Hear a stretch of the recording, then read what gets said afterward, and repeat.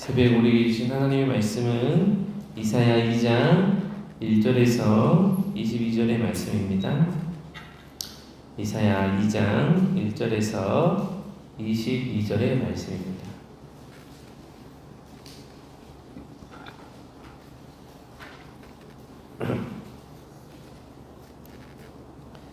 이사야 2장 1절에서 22절의 말씀을 교독으로 함께 보겠습니다.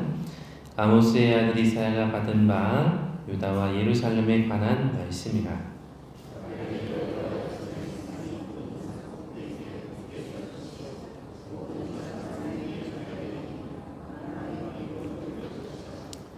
많은 백성이 가며 이르기를 오라 우리가 여호와의 산에 오르며 야곱의 하나님의 전에 이르자 그가 그의 길을 우리에게 가르치실 것이라. 우리가 그 길로 행하리라 하리니 이는 율법이 시온에서부터 나올 것이요 여호와의 말씀이 예루살렘에서부터 나올 것임이니라.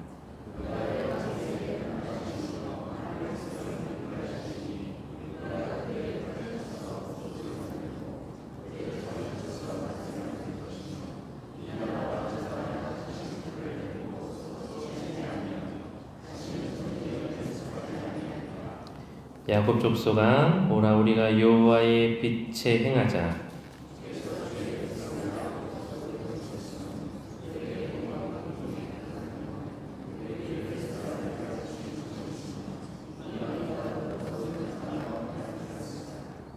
그 땅에는 은금이 가득하고 보화가 무한하며 그 땅에는 나필이 가득하고 병거가 무수하며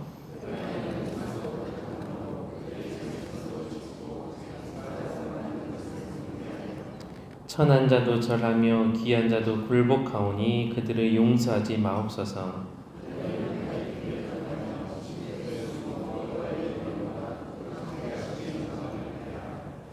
그날에 눈이 높은 자가 낮아지며 교만한 자가 굴복되고 여호와께서 홀로 높임을 받으시리라.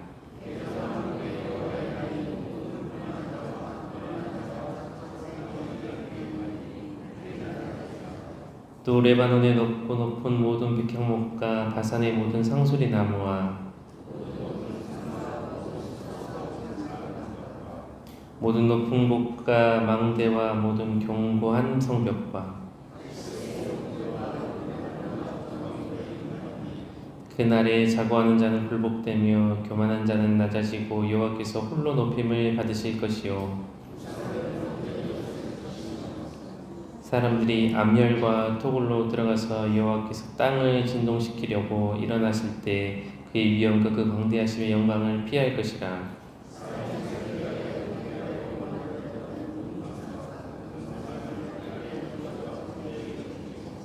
암열과 험악한 바위 틈에 들어가서 여호와께서 땅을 진동시키려고 일어나실 때 그의 위엄과 그 광대하심의 영광을 피하리라.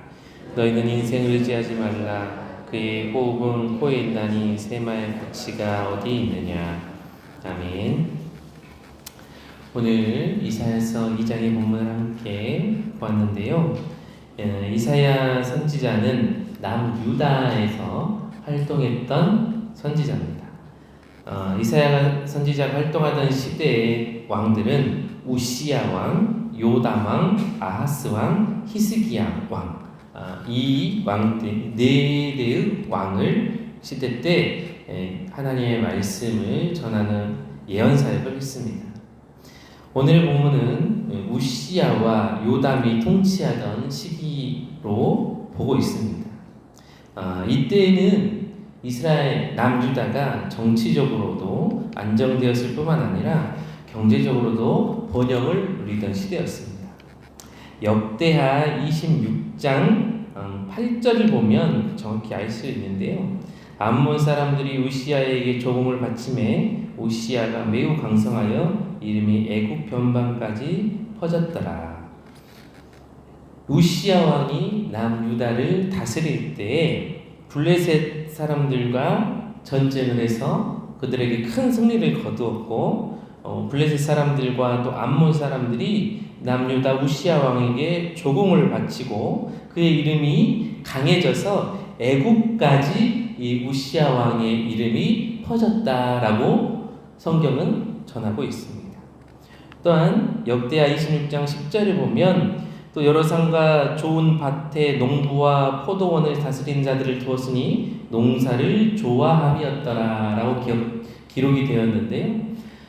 우시야 왕은 백성들이 풍족하고 배부르게 살 수 있도록 땅을 개간하고 농사를 잘 지어서 많은 음식을 재배할 수 있도록 농작물을 재배할 수 있도록 했던 왕이었습니다. 그러니까 나라가 굉장히 경제적으로도 그렇고 군사적으로도 그렇고 안정되었던 시기였음을 알 수 있죠. 그런데 시대가 그렇게 풍요로웠다라고 해서 영적인 상태와 모습마저도 안정적이고 좋았다라고 보기는 어려운 것 같습니다. 그래서 이사야 선지자는 오늘 이 말씀을 통해서 경제적으로도 또 군사적으로도 나라는 안정되었지만은 영적으로 하나님 앞에 온전히 서지 못했던 이스라엘 백성들에게 하나님의 말씀을 대언하고 있습니다. 하나님께서는 이 유다 백성들에게 하나님의 온전하신 뜻과 계획을 잘 이루어내는 하나님의 백성으로 살아가기를 원하셨습니다. 물론 그 뜻은 오늘 살아가는 우리에게도 마찬가지겠죠. 우리가 하나님의 백성으로 하나님의 사명을 온전히 짊어지고 하나님의 뜻을 드러내며 살아가기를 하나님은 오늘도 우리에게 원하실 줄 믿습니다. 하나님께서는 이 남유다 백성들에게 어떤 뜻이 있으셨냐 하면은 오늘 본문의 3절과 4절을 다시 한번 읽어보면 많은 백성이 가며 이르기를 오라 우리가 여호와의 산에 오르며 야곱의 하나님의 전에 이르자 그가 그의 길을 우리에게 가르치실 것이라 우리가 그의 그 길로 행하리라 하리니 이는 율법이 시온에서부터 나올 것이요 여호와의 말씀이 예루살렘에서부터 나올 것입니다. 그가 열방 사이에서 판단하시며 많은 백성을 판결하시리니 우리가 그들의 칼을 쳐서 보습을 만들고 그들의 창을 쳐서 낫을 만들 것이며 이 나라와 저 나라가 다시는 칼을 들고 서로 치지 아니하며 다시는 전쟁을 연습하지 아니하리라. 아멘. 하나님께서는 이스라엘 백성들이 하나님의 평화의 도구, 사랑의 도구로 쓰임받기를 원하셨습니다. 이 3절의 말씀을 보면 이스라엘 백성들이 하나님의 말씀을 더욱더 가까이 하기를 원하시는 하나님의 뜻을 우리가 알 수가 있습니다. 이 찬양의 가수에서 또 나온 것처럼 율법이 시온에서부터 나올 것이요 여호와의 말씀이 예루살렘부터 나올 것이다. 그러니까 하나님의 이 말씀을 가까이 하고 하나님의 뜻을 깨닫기 원하는 하나님의 마음이 담겨져 있는 구절이라고 볼 수 있는 것이죠. 그렇다면 그 하나님의 마음과 하나님의 뜻이 어떤 것이냐? 그것은 우리가 너무나 많이 듣고 익숙한 말씀입니다. 칼을 쳐서 보습을 만들고 그들의 창을 쳐서 낫을 만들 것이며 이 나라와 저 나라가 다시는 칼을 들고 서로 치지 아니하리라. 구약 성경을 보면 이스라엘이 수많은 전쟁을 한 모습이 나옵니다. 여러분, 이 전쟁에는 구약에 나오는 전쟁에는 여러 가지 이유가 있겠지만은 하나님께서는 결국에 누군가가 죽고 죽이는 전쟁을 기뻐하시고 그 전쟁을 본론적으로 원하시는 분은 아니라는 거예요. 구약의 수많은 전쟁들의 이유가 이스라엘 백성들이 범죄해서 하나님께서 심판하신 도구로 하기도 하셨고 또한 믿지 않는 이방 민족들을 하나님께서 이스라엘 백성들이 다스리고 정복하도록 정복하는 전쟁도 있었고 여러 전쟁의 이유가 있었지만 하나님께서는 이 나라와 저 나라가 피를 보고 전쟁하고 누군가가 서로 죽고 죽이는 그 전쟁으로 이끌어 가시는 것이 아니라 평화로운 하나님의 이 원래의 모습으로 하나님의 뜻의 원래의 모습으로 이스라엘 백성들이 그 평화의 도구로 쓰임받기를 원하심을 우리는 이 성경 말씀을 통해서 비춰볼 수 있습니다. 오늘 살아가는 우리에게도 동일한 하나님의 뜻이 있는 줄 믿습니다. 하나님께서는 우리 성도들의 삶을 통해서 또 우리 성황교회를 통해서 평화와 사랑이 증거되어지는 것을 원하시는 줄 믿습니다. 그 평화와 사랑의 모습이 어느 정도까지겠습니까? 그것은 예수님의 십자가의 모습까지 우리가 순종하며 쫓아가며 하나님의 평화와 사랑을 이루어가기를 원하시는 것입니다. 오른밤을 맞으면 왼밤도 돌려드리고, 겉옷을 주라 하면 속옷까지 내어주고, 오리를 가자 하면 십리를 함께 가고, 원수마저도 사랑할 수 있는 그런 모습을 우리의 모습 가운데에서, 또한 우리 성안교회의 모습 가운데에서 찾고 계시는 줄 믿습니다. 그 하나님의 사랑의 사명, 은혜의 사명, 믿음의 사명을 우리가 온전히 감당할 수 있기를 바랍니다.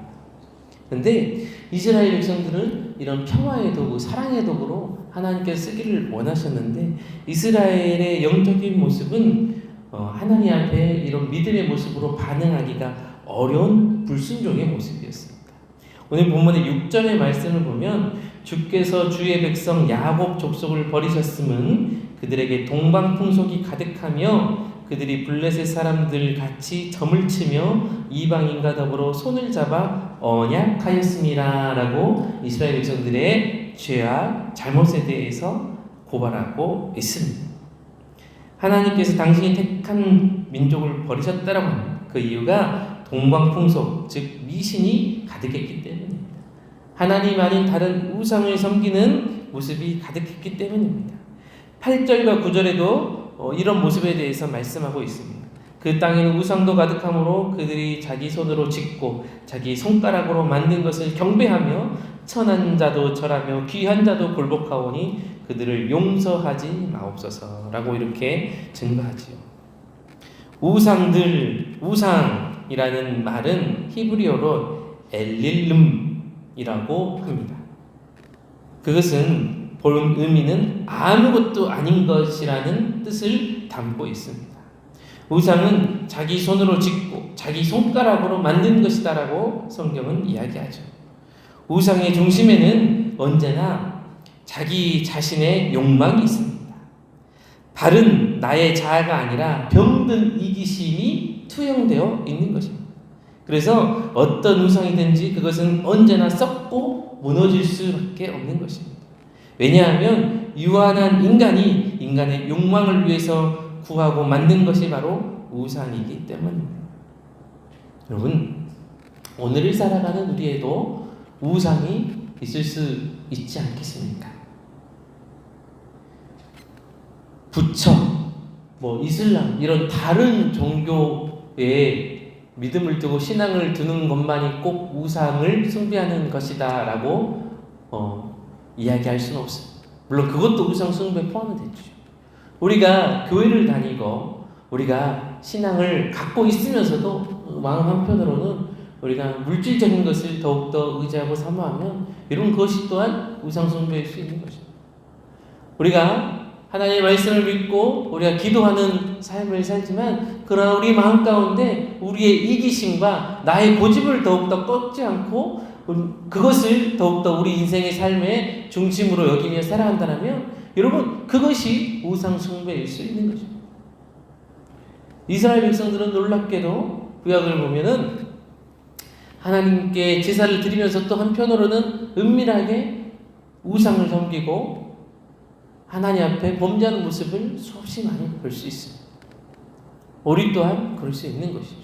교회는 다니고 말씀을 옆에 두고 예배는 드리지만 여러분 나의 자아를 죽이지 않고 나의 고집을 꺾지 않고 여러분 그렇게 우리가 계속해서 살아간다면 구약에 범죄했던 이스라엘 백성들의 모습과도 다르지 않을 수 있습니다. 오늘을 믿음으로 살아가기 원하는 우리가 하나님 앞에 이 새벽에 예배를 드리며 하나님 우리의 고집과 우리의 우상과 우리의 욕망이 일어나지고 하나님의 말씀과 하나님의 뜻이 우리 삶 가운데서 온전히 이루어지게 하여 주옵소서라는 믿음의 기도가 우리 안에 있기를 소망합니다. 기도하겠습니다. 은혜와 사랑의 하나님, 이 새벽 주님 앞에 말씀으로 나아가게 하시니 감사를 드립니다. 우리가 하나님 앞에 믿음으로 온전히 살아갈 때 우리 안에 있는 이기심과 우리 안에 있는 고집을 꺾게 하시고 하나님의 말씀으로 온전히 주님의 자녀되는 거룩한 믿음의 백성이 되게 하여 주시옵소서. 하나님의 뜻에 순종하며 하나님의 말씀에 우리의 삶을 이루어가게 하여 주시옵소서. 1,000번째로 드리는 귀한 기도의 제목을 하나님께서 함께하여 주시고 기도 가운데 은혜를 내려 주시옵소서.